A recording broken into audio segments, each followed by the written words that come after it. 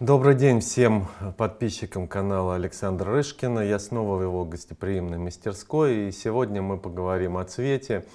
Я как пейзажист расскажу о секретах своей профессии, о моем подходе к пейзажу, о цвете, о композиции, о всем том, что составляет секреты моего мастерства. И начну я, наверное, с простой схемы, с которой начинаю все время объяснять своим студентам, ученикам и приходящим просто новичкам в живопись, которые надо понимать и которую надо осознавать, и которая приводит сразу же к более легкому подходу к цвету и к пониманию, какие краски с чем мы мешаем.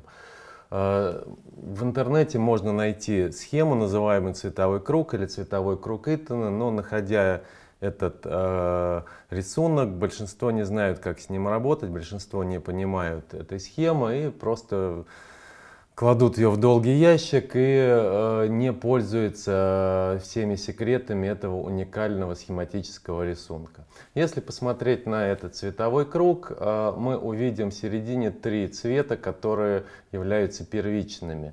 Из этих цветов, в принципе, уже можно составить себе палитру, называемую ограниченной палитрой краски, и писать на них уже любую работу. Три первичных цвета — это желтый, синий и красный. При попарном смешении каждого из первичных цветов друг с другом мы получаем вторичные цвета. Желтый с синим мы получаем зеленый цвет, желтый с красным мы получаем оранжевый, красный с синим мы получаем фиолетовый. 6 цветов, находящиеся внутри цветового круга, составляют костяк живописной палитры любого художника. И все законы и все цветовые схемы в живописи, будь то реалистическая или декоративная живопись, строятся вокруг схемы этих 6 цветов. Если мы посмотрим на второй круг, уже на внешний круг, мы увидим, что с левой стороны у него находятся теплые, справа холодные. Иногда круг изображается по-другому, соответственно, в зеркальном отображении, но это не так важно для его понимания и осознания. В моей схеме теплые цвета находятся слева, холодные находятся справа. Это очень важно понимать и об этом важно думать, потому что я это буду дальше говорить при написании пейзажа, что если что-то появилось теплое в работе, допустим, цвета, то тени будут всегда в противоположность, соответственно, освещенному моменту. И наоборот, то есть если появилось что-то холодное, появляется что-то теплое.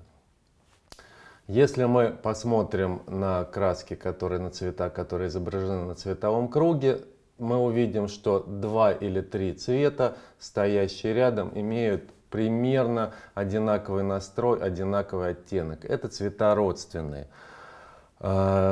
Через один, максимум через 2 они находятся на нашем цветовом круге, на нашей палитре. И для того, чтобы получить яркий цвет в своей работе, чаще всего используются родственные цвета. Допустим, красно-оранжевый можно смешать с оранжевым или с желто-оранжевым. Вы получите очень яркий, очень активный цвет в своей работе. Это тоже надо помнить. Для получения яркого цвета мешаются родственные цвета. Но бывает ситуация, когда цвет непонятен, когда цвет не раскрывается человеку в той степени, как если мы видим ярко-красный или ярко-зеленый окрашенный предмет. Что делать в таком случае? В таком случае мы должны взглянуть на внутренний цветовой круг и увидеть в предмете один превалирующий оттенок.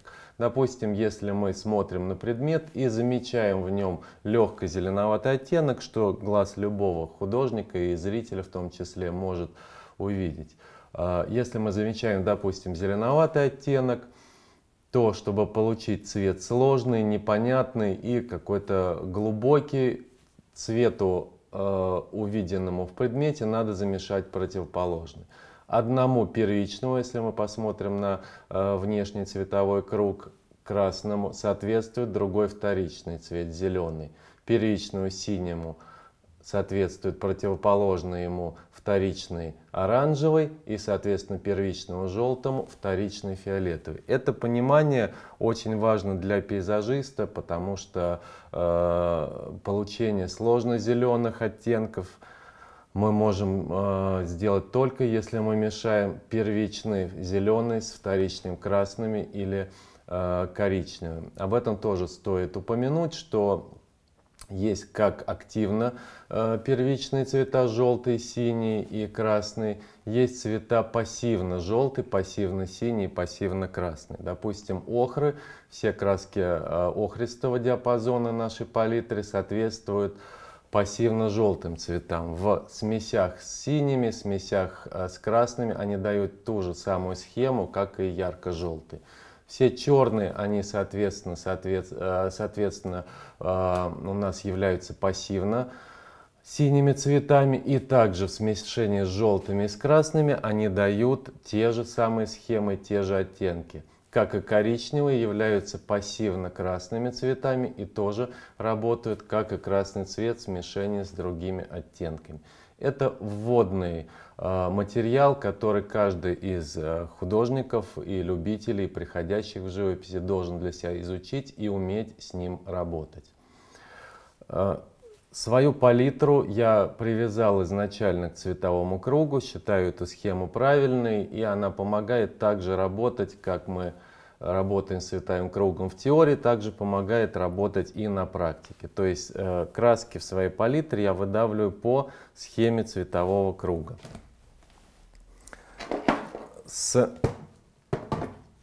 Справа у меня находятся желтые цвета, и переходя в теплые оранжевые охристы, к коричневым, красным, к зеленым, синим, я совершаю эту петлю на палитре. Начинаю я выдавливать краски с холодно-желтого оттенка. Каждого цвета у меня по 3 оттенка. Холодный — это кадмий лимонный, средний оттенок — кадмий желтый средний, и кадмий желтый темный, как теплый оттенок желтого цвета желтой краски. В нынешней краске очень много масла, мы к этому еще подойдем. Почему я замешиваю на определенном виде жидкости. То есть жидкости сейчас очень много. То есть 3 цвета у меня оказались сейчас на палитре. Дальше идет вторичный цвет кадмий оранжевый, который в принципе можно составлять, но я предпочитаю брать его как моноцвет. И переходит это в охристые оттенки, как я и говорил. Дальше идут коричневые цвета. 3 цвета, начиная с тепло-коричневого, это сиена жженая. Переходит в нейтрально-коричневый, это умбра жженая. И холодно-коричневый, у меня это земля Кассел, но есть масса аналогов холодно-коричневых. Это умбра ленинградская натуральная, вандик в подольском цвете и другие цвета, которые у нас также являются аналогами черного, но они являются холодными коричневыми цветами. Отдельно лежит горка белил, и дальше я перехожу к красным краскам. Иногда я использую одну, иногда 2, иногда 3, все зависит от работы, но, как правило, нейтрально-красный цвет, кадмий красный, темный у меня на палитре всегда, и холодный красный краплак — это те 2 цвета, что у меня всегда присутствуют на палитре. Зеленые цвета тоже присутствуют очень разные, зависит от работы, зависит от колористического настроя работы, но чаще всего у меня кобальт зеленый темный или изумрудный как холодный цвет. Нейтральный цвет — это окись хрома. Теплый цвет — это травяная зеленая. Периодически на палитре появляется кобальт зеленый светлый или другой аналог светло-зеленого холодного тона. 2 синих — это ультрамарин темный, небесно-голубая — это тот же самый ФЦ, только с белилами. и кость жженая. Это мой стандартный набор красок, который я за многие годы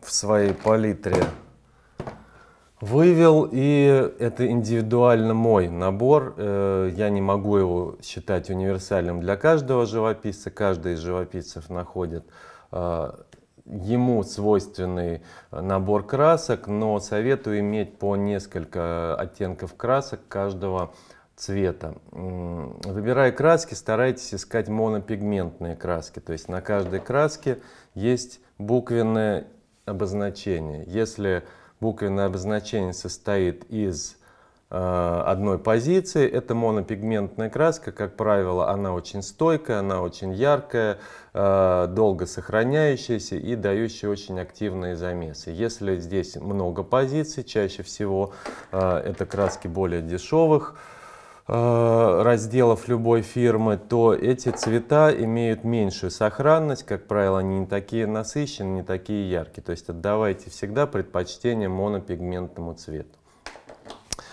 Так как я уже показывал, что краски сейчас содержат огромное количество масла внутри, их надо или обезмасливать, то есть лишать их масла, выкладывая на ночь на палитру, на бумагу или на газету, а потом уже выкладывая на палитру. Я предпочитаю не использовать масло в жидкости, которой я развожу краски. Я использую по совету реставраторов домарный лак пополам с обычным разбавителем без запаха. Сейчас стала масса разных производителей делать хорошие разбавители без запаха. Это позволяет писать вам в любом помещении, не травмируя нос ваших родных и близких.